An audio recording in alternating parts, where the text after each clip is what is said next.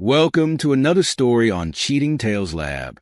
We're so happy to have you here, and today's story is one we think you'll really enjoy. So without further ado, let's begin. I stared at the laptop screen, my jaw clenched. The GPS tracker blinked, showing Lydia's location at some trendy cafe downtown. It was 9 p.m. on a Tuesday. She was supposed to be at yoga. Damn it, Lydia, I muttered, rubbing my temples. I'd suspected something was off for weeks.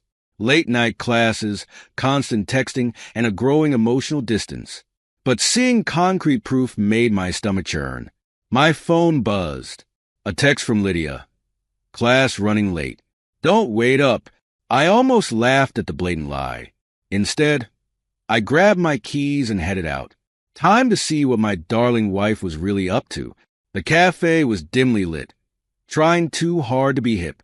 I parked across the street, watching.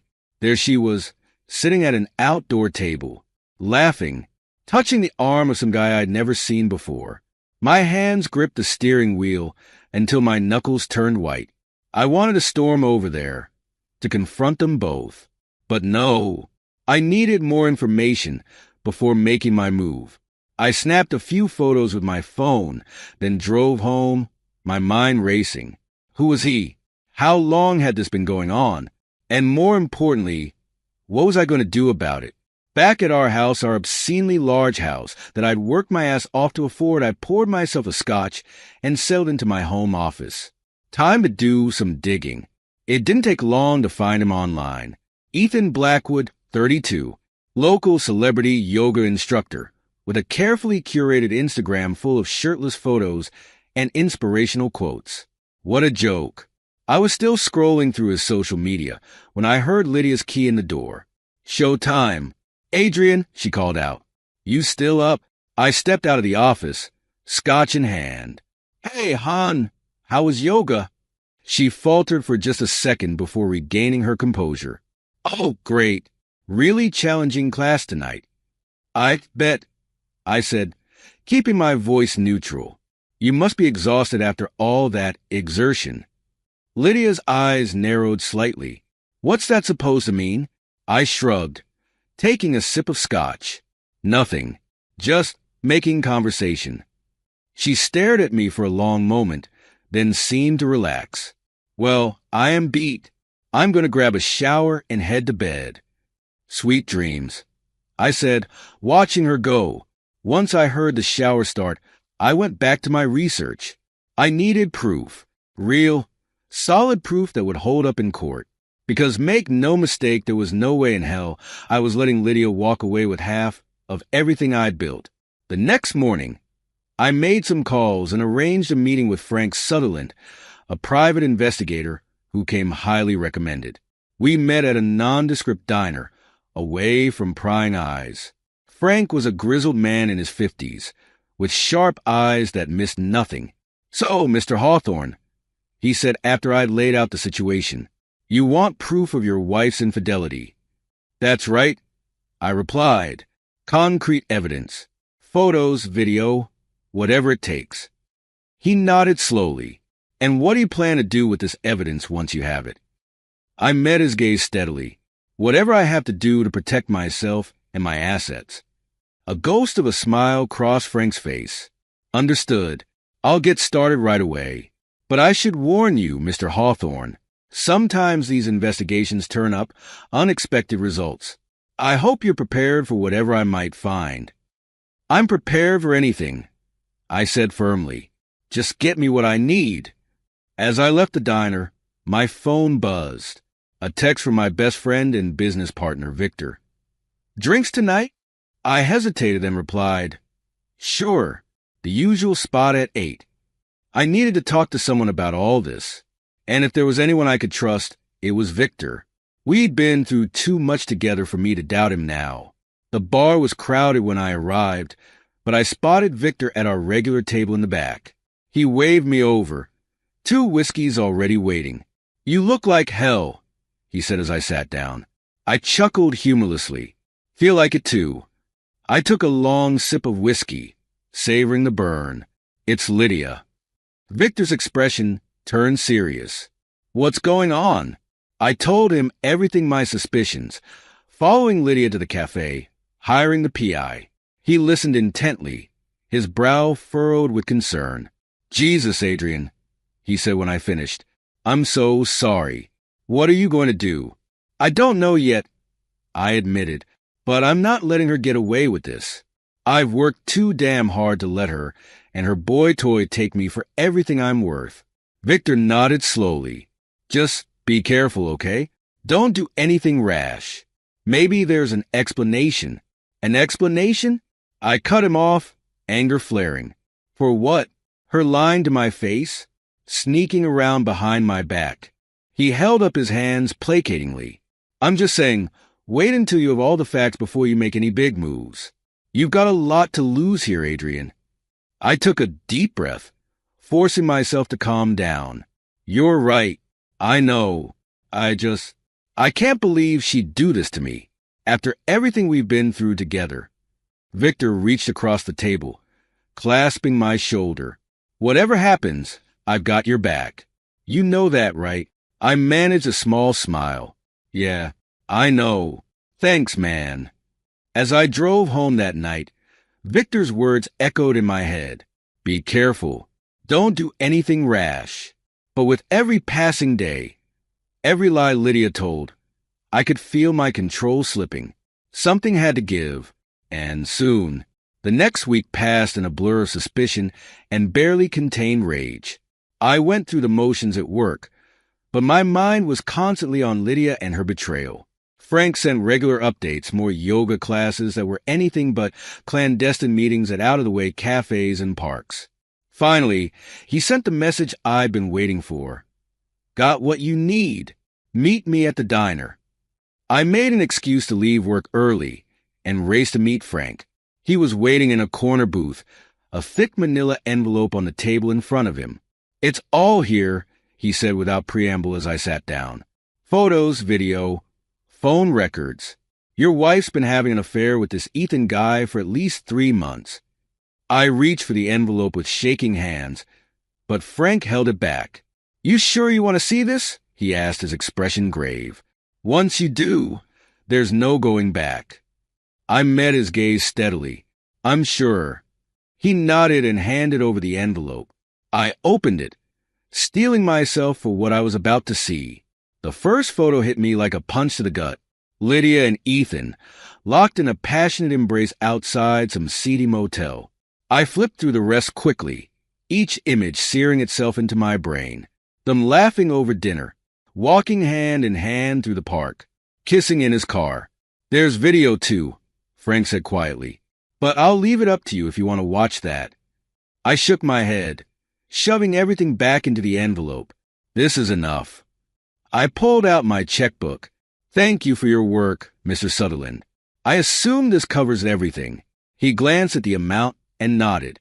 More than. You sure you don't need anything else? No, I said, standing up. I've got what I need. I drove home in a daze, my mind racing. Now that I had proof, what was I going to do with it? Confront Lydia? Go straight to a divorce lawyer? I needed time to think, to plan my next move carefully. But as I pulled into our driveway and saw Lydia's car already there, something in me snapped. All the hurt, the betrayal, the anger I'd been holding back came rushing to the surface. To hell with careful planning. It was time for a reckoning. I stormed into the house, finding Lydia in the kitchen chopping vegetables for dinner. She looked up with a smile that quickly faded when she saw my expression. Adrian, what's wrong? I laughed bitterly. What's wrong? Why don't you tell me, Lydia? How was yoga tonight?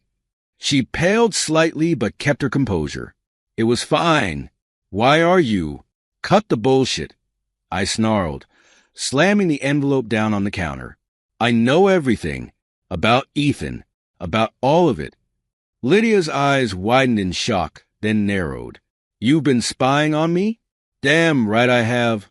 I shot back. And it's a good thing I did, or I'd still be in the dark about my wife screwing her yoga instructor behind my back. It's not like that, Lydia protested, her voice rising. You don't understand. Oh, I understand perfectly. I cut her off. I understand that while I've been working my ass off to give us this life, you've been throwing it all away for some narcissistic pretty boy. Lydia's expression hardened. Maybe if you paid half as much attention to me as you do to your precious company, I wouldn't have had to look elsewhere. I reeled back as if she'd slapped me. So this is my fault?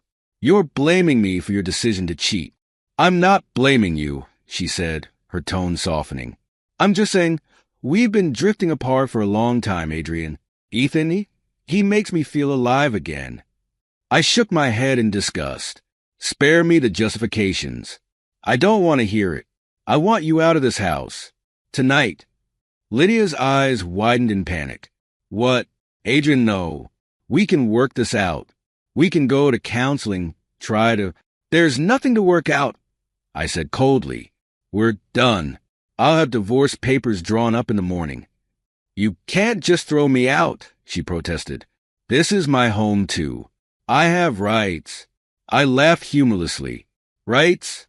You lost any rights you had the moment you decided to cheat. You want rights?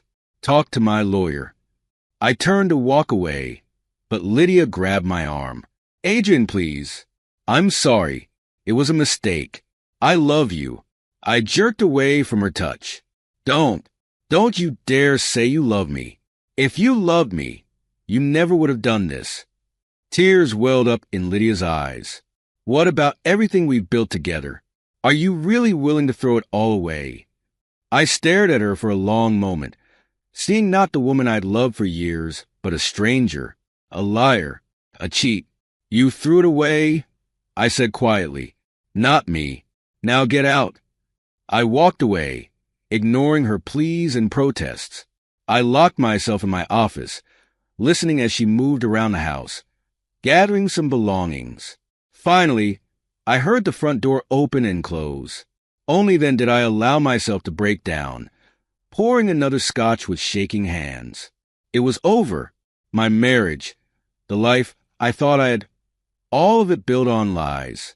But as the initial shock wore off, another emotion began to take hold. Determination. Lydia might have betrayed me, but I'd be damned if I let her destroy everything I'd worked for. I pulled out my phone and dialed Victor's number. Hey, I said when he answered, I need your help.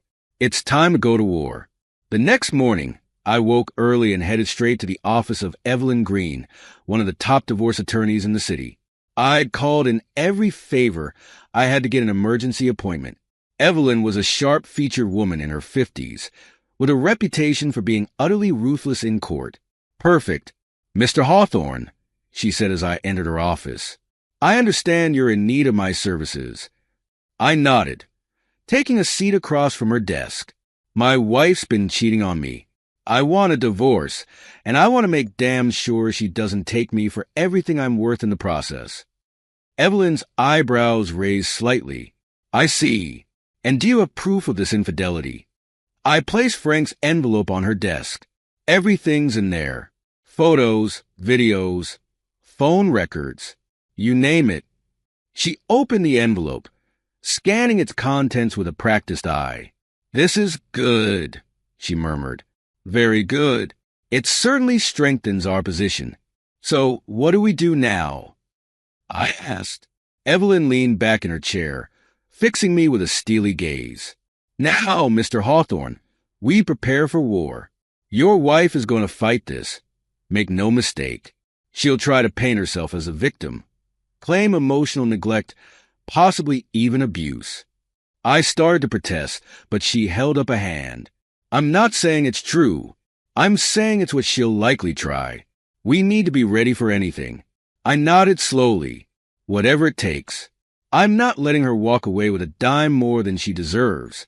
A small, predatory smile crossed Evelyn's face. I was hoping you'd say that. Now, let's talk strategy.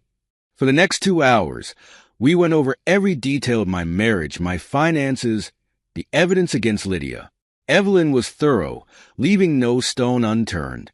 One last thing, she said as our meeting wrapped up. I need you to start documenting everything, every interaction with your wife, Every expense, every phone call, anything that could be relevant to the case.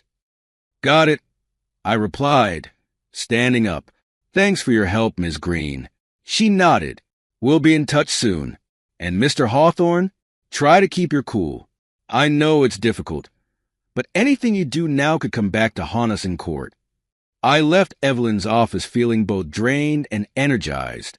The reality of what I was about to go through was daunting, but I was ready for the fight. As I drove back to the office, my phone rang. Victor. Hey, I answered. What's up? Just checking in, he said. How'd it go with the lawyer? I filled him in on the meeting, on Evelyn's warnings about what to expect. Victor let out a low whistle. Sounds like it's going to get ugly. You sure you're ready for this? I don't have a choice, I replied. Lydia made her bed. Now she can lie in it. There was a pause on the other end of the line. Listen, Adrian, I know you're hurting, but is this the way to go? Maybe if you both cooled off, talk things out. There's nothing to talk about. I cut him off. She cheated, Victor. She lied to my face for months. I'm done. He sighed. All right, man. I just hate to see it end like this. But I've got your back, no matter what. I know, I said, my tone softening slightly. Thanks. I'm going to need all the support I can get. As I hung up, a flicker of doubt crossed my mind. Was I being too hasty, too harsh? But then I remembered the photos, Lydia's lies, the look on her face when I confronted her. No, this was the only way forward. I arrived at the office, trying to focus on work, but my mind kept drifting. I'd built this company from the ground up, poured everything I had into it. The thought of Lydia trying to take even a piece of it made my blood boil. My assistant poked her head in around lunchtime. Mr. Hawthorne, your wife is here to see you. I tensed, then forced myself to relax. Send her in. Lydia entered, looking pale and drawn. Gone was her usual perfectly put-together appearance. Good. Adrian, she said softly, we need to talk. I leaned back in my chair, keeping my expression neutral. I think we said everything we needed to say last night. She shook her head, taking a step closer. No, please. Just hear me out. What I did, it was a terrible mistake. I know that. But our marriage doesn't have to end because of one stupid decision. I laughed bitterly. One stupid decision? Lydia, you've been lying to me for months, sneaking around, making a fool of me. That's not one decision. That's a calculated betrayal. I know, she said, tears welling in her eyes. And I'm so sorry, Adrian. Please, can we just talk about this? I made a terrible mistake, but I still love you. I stared at her, feeling nothing but cold contempt. Love? You don't know the meaning of the word. Get out of my office, Lydia. We'll communicate through our lawyers from now on. Adrian, please. Now, I said, my voice low. Lydia flinched, then turned and fled the office. I sat back in my chair, taking deep breaths to calm myself. I couldn't let her get to me. I had to stay focused, stay strong. My phone buzzed. A text from Frank. Got more info. Meet tonight? I replied quickly. 8 p.m., the usual place. The rest of the day crawled by. I buried myself in work, trying to ignore the constant ache in my chest. By the time I left the office, I was exhausted but determined. Frank was waiting at our usual booth in the back of the dimly lit bar. He nodded as I slid in across from him. What have you got? I asked without preamble. Frank leaned forward, his voice low. It's worse than we thought, Adrian. Your wife and this Ethan guy, they're planning something big. I felt my stomach drop. What do you mean? I've been monitoring their communications, Frank said. They're talking about framing you for something. Domestic abuse, maybe. Something that would ruin you socially and financially. I clenched my fists under the table. Those bastards. Do you approve? Frank nodded, sliding a USB drive across the table. It's all there. Texts, emails, recorded conversations. They're getting reckless, confident. They don't think you suspect a thing. I pocketed the drive, my mind racing. Thanks, Frank. Keep digging. I want to know every move they make. As I left the bar, I made a decision. It was time to go on the offensive. Lydia and her boy toy thought they could destroy me. They had no idea who they were dealing with. The next morning, I called Evelyn. I need to move faster, I told her. They're planning something big. Understood, she replied crisply. I'll have the divorce papers drawn up today. In the meantime, start documenting everything. And Adrian, be careful. Don't give them any ammunition to use against you. I spent the next few days in a state of hypervigilance. Every interaction with Lydia was carefully managed, recorded. I watched her try to provoke me, to push me into saying or doing something she could use against me. But I remained calm, detached. It all came to a head on a Friday night. I came home late from work to find Lydia and Ethan in our living room. The sight of them together in my home made my blood boil. What the hell is this? I growled. Lydia stood up, her eyes wide with fake innocence. Adrian, I didn't expect you home so early. Ethan just stopped by to save it. I cut her off. I know exactly what's going on here. Ethan stood up, moving slightly in front of Lydia. Look, man, there's no need for things to get ugly. We're all adults here. I laughed bitterly. Adults? Is that what you call sneaking around behind my back? Planning to frame me? Lydia gasped. Frame you? Adrian, what are you talking about? Don't play dumb, I spat. I know everything. The affair, your little scheme to accuse me of abuse. Did you really think I was that stupid?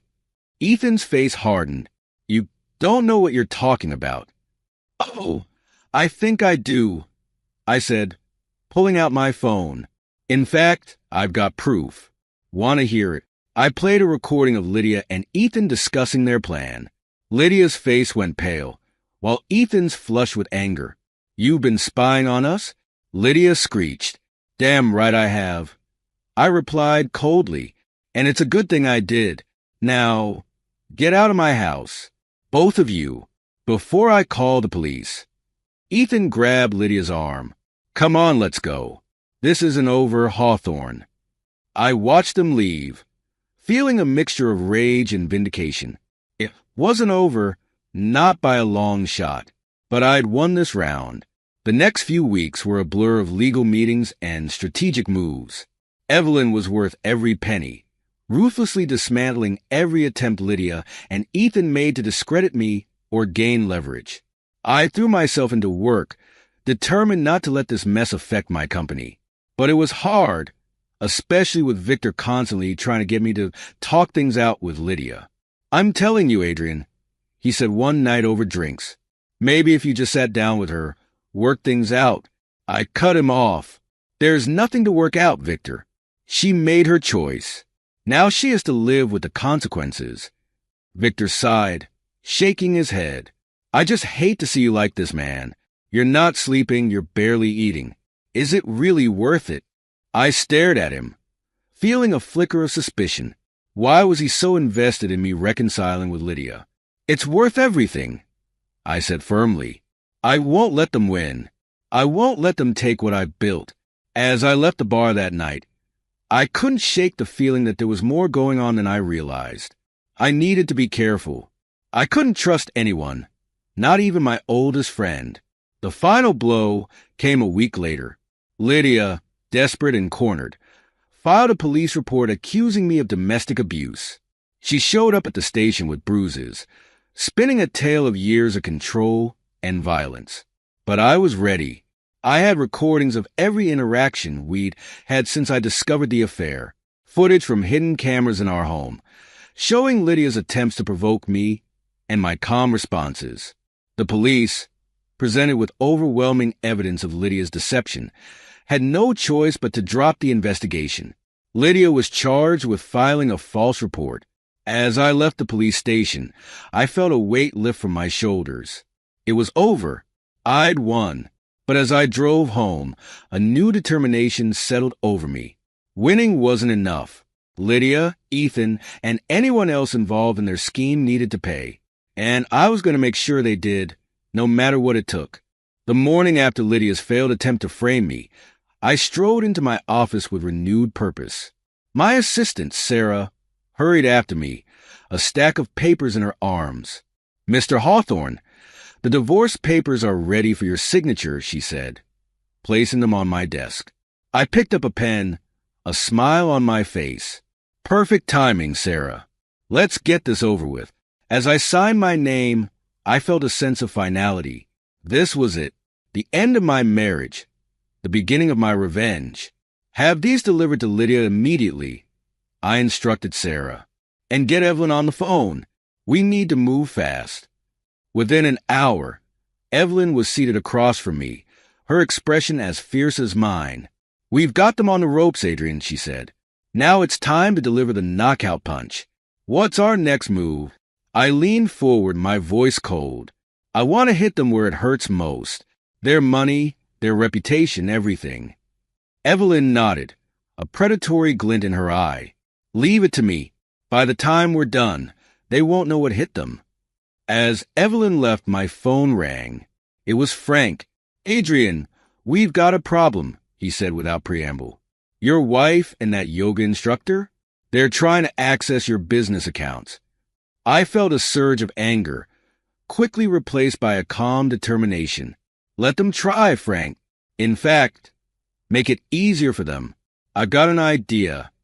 Over the next few days, I set my plan in motion. With the help of my IT team, we created a series of fake accounts, making them look like they held substantial funds. Then we waited. It didn't take long. Late one night, I received an alert on my phone. Someone was attempting to transfer a large sum from one of the fake accounts. I smiled, picking up the phone to call Evelyn. "We've got them," I said. "Time to spring the trap." The next morning, I walked into a conference room where Lydia and Ethan were waiting, flanked by their lawyers. Evelyn stood by my side, a stack of documents in her hands. "What's this about, Adrian?" Lydia demanded. "We're in the middle of divorce proceedings. You can't just summon us here like." "Oh, I think you know exactly what this is about." I cut her off coldly. "Your little attempt to embezzle from my company last night." Ethan paled, while Lydia's eyes widened in panic. "I don't know what you're talking about," she stammered. I nodded to Evelyn, who began distributing documents. "These are records of your attempted transfer," I explained, "along with a history of your access to company accounts you shouldn't have had access to." Care to explain? Their lawyers looked stricken, quickly scanning the documents. Lydia and Ethan exchanged panicked glances. "This is all a misunderstanding," Ethan began, but I held up a hand to silence him. "Save it," I snapped. "Here's what's going to happen. Lydia, you're going to sign these papers, agreeing to a divorce settlement that leaves you with nothing. Ethan, you're going to disappear. If either of you tries to fight this, I'll press charges for attempted embezzlement. Are we clear?" Lydia burst into tears, while Ethan looked like he might be sick. Their lawyers huddled together, whispering furiously. Finally, Lydia's lawyer spoke up. "We'll need time to review these documents." "You have an hour," I said firmly. "I suggest you use it wisely." As they filed out of the room, I turned to Evelyn. "Make sure everything's airtight. I want this wrapped up by the end of the day." Evelyn nodded, a satisfied smile on her face. "Don't worry, Adrian. They don't stand a chance." True to my word, by that evening, the divorce was finalized. Lydia left with nothing but the clothes on her back, while Ethan slunk away, his reputation in tatters. I should have felt victorious. Instead, I felt hollow, empty. Something still wasn't right. That feeling was confirmed the next day when I received a call from Frank. "Adrian, you're not going to believe this," he said, his voice tense. "I've uncovered something big. It's about Victor." I felt my stomach drop. "What about him?" "He's been in on it from the beginning," Frank said. "He's been helping Lydia and Ethan. And there's more. He's been embezzling from your company for years." The world seemed to tilt on its axis. Victor, my oldest friend, my business partner. I couldn't believe it, didn't want to believe it. But as Frank laid out the evidence, I felt a cold rage building inside me. The betrayal cut deep, deeper than anything Lydia had done. "What do you want to do?" Frank asked. I took a deep breath, steeling myself. "Set up a meeting. Me, Victor, and the board. Don't tell him why. I want to see his face when I confront him." The next day, I sat at the head of the conference table, watching as the board members filed in. Victor was the last to arrive, a confused expression on his face. "Adrian, what's this about?" he asked as he took his seat. I stood up slowly, my gaze locked on Victor. "It's about trust, Victor. Loyalty. Things I thought you understood." Victor's brow furrowed. "What are you talking about?" I nodded to my assistant, who began distributing folders to each board member. "These documents outline years of embezzlement from our company. Funds siphoned off to offshore accounts. Care to guess whose name is on those accounts, Victor?" The color drained from Victor's face as he flipped through the folder. "Adrian, I can explain." "Save it." I cut him off coldly. "I trusted you, Victor. You were like a brother to me. And all this time, you've been stealing from me, conspiring with my wife to destroy me." The board members murmured in shock, glaring at Victor with a mixture of anger and disgust. Victor stood up, his eyes wild. "You don't understand, Adrian. I had no choice. Lydia, I said save it." I repeated, my voice like ice. "You're done here, Victor. The board will vote to remove you immediately, and then you'll be hearing from my lawyers."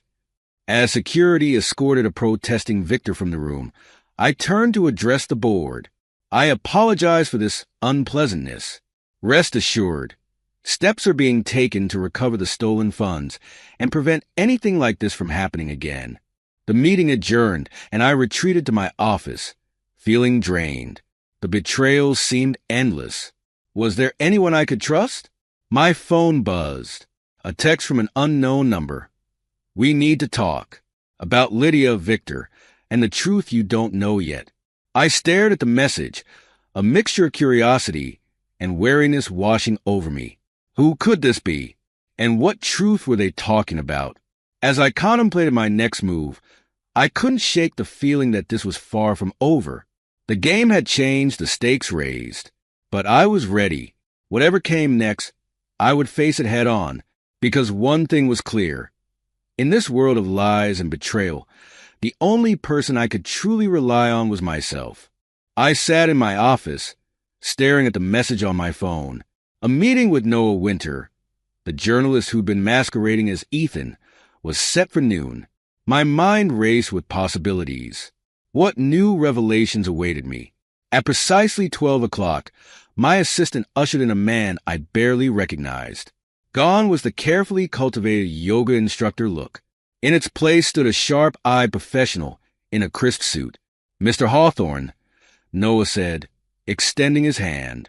"Thank you for agreeing to meet with me." I shook his hand firmly. "Let's skip the pleasantries, Mr. Winter. You said you had information for me." Noah nodded, taking a seat across from me. "I've been investigating corruption and infidelity among the city's elite for months. Your wife and Victor were just the tip of the iceberg. And you thought pretending to be her lover was the best way to get information?" I asked, my tone icy. "It wasn't my first choice," Noah admitted, "but it proved effective. I've uncovered a web of deceit that goes far beyond your personal situation." I leaned back in my chair. "I'm listening." Noah pulled out a thick file. "I'm prepared to give you exclusive rights to my story. In exchange, I want your protection from any potential fallout." "Why me?" I asked, suspicion creeping into my voice. "Because you're the wrong party here, Mr. Hawthorne, and because you have the resources and influence to make sure this story sees the light of day." I considered his offer for a long moment. "On one condition. The article focuses primarily on Lydia and Victor's betrayal. The rest can be background." Noah hesitated, then nodded. "Agreed." We spent the next few hours going over the details. By the time Noah left, I had a clear picture of just how deep the corruption in our social circle ran, and I knew exactly how I was going to use this information. The next morning, I called an emergency board meeting. As the members filed in, I could see the confusion on their faces. Gentlemen, I began once everyone was seated. I've called you here because we have a situation that requires immediate action. I laid out the basics of Noah's investigation, watching as shock and disbelief spread across the room. Mr. Hawthorne, one of the board members, sputtered. Are you saying that our company has been unknowingly involved in these activities? I nodded. Through Victor's actions, yes. But we have an opportunity here, a chance to get ahead of this story and position ourselves as the victims rather than the perpetrators. Another board member leaned forward. What do you propose? Full transparency, I said. We cooperate fully with the investigation. We open our books. We clean house. And we use this as a chance to rebrand ourselves as a beacon of corporate integrity. The room erupted in discussion. I let them argue for a few minutes before holding up my hand for silence. I understand your concerns, I said. But trust me, this is our best move. The story is going to break with or without our cooperation. This way, we control the narrative. Slowly, one by one, the board members nodded their agreement. By the end of the meeting, we had a plan in place. The next few weeks were a whirlwind of activity. We hired an independent auditing firm to go through our books with a fine-tooth comb. Any employee even remotely connected to Victor's schemes was let go. We instituted new transparency policies and ethical guidelines. And through it all, I worked closely with Noah, shaping the story that would soon rock the city to its core. The day the article was published, I braced myself for the fallout, but I needn't have worried. The public reaction was overwhelmingly in our favor. My phone rang nonstop with calls from clients and business partners, all expressing their support and admiration for our handling of the situation. Our stock price, which had taken an initial hit, rebounded stronger than ever. As for Lydia and Victor, the reaction was swift and merciless. They became pariahs overnight, shunned by the very social circles they'd once dominated. I was in my office, reviewing the latest round of positive press coverage, when my assistant buzzed me. Mr. Hawthorne, there's a woman here to see you. She says she's your sister. I froze. Isabella? I hadn't seen or spoken to her in years. Send her in, I said after a moment's hesitation. The door opened, and there she was, Isabella, looking older and harder than I remembered, but unmistakably my little sister. Hello, Adrian, she said, her voice cool. It's been a while. I stood up slowly. Isabella, what are you doing here? She walked further into the office, her eyes taking in the trappings of my success. I saw the article. Quite a story. Is that why you're here? I asked. To gawk at the family scandal? Isabella's eyes flashed. I'm here because Lydia reached out to me. She's desperate, Adrian. She has nowhere else to turn. I laughed bitterly. And you thought I'd what? Welcome her back with open arms. Of course not, Isabella snapped. I came to warn you. She's not done, Adrian. She's planning something. I sat back down, suddenly tired. Let her try. I've beaten her at every turn so far. Isabella leaned forward, her voice urgent. You don't understand. I've known about her affair with Victor for months. I kept quiet, hoping. Hoping what? I demanded. Hoping it would lead to Victor's downfall, she admitted. I have my own score to settle with him. I stared at her, a new wave of betrayal washing over me. You knew?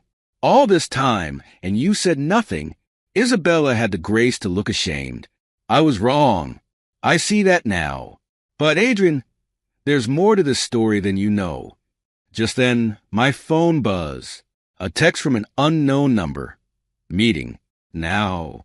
Your office. It's time for the truth. I showed the message to Isabella. Her face paled. It's Lydia. She's on her way here. Good. I said. It's time to end this once and for all. Within minutes, Lydia burst into my office, Victor trailing behind her. They both looked haggard, desperate. Adrian, Lydia began, but I cut her off. Save it, I snapped. I don't want to hear any more of your lies. It's not lies, Victor interjected. There's something you need to know. Isabella stepped forward. Let them speak, Adrian. I think we all need to hear this.